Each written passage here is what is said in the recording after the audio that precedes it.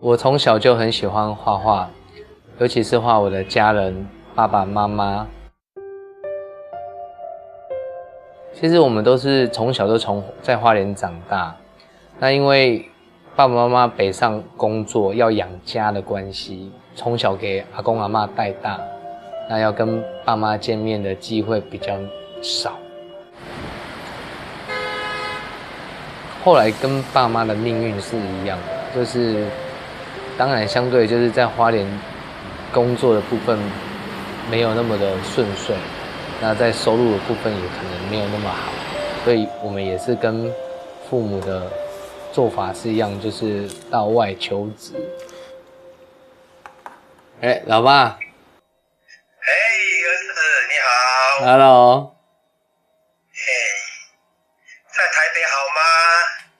最近还不错啊。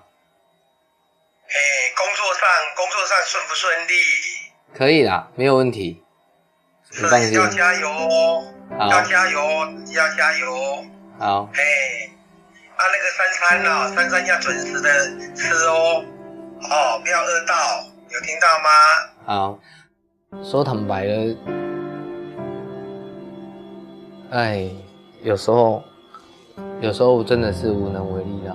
有时候家里的部分，我同学大概85%将近90%都不在花莲，所以有时候我们在开同学会的时候，在聊天的时候也会非常希望在花莲大家可以好朋友都聚在一起，然后甚至可以照顾家人。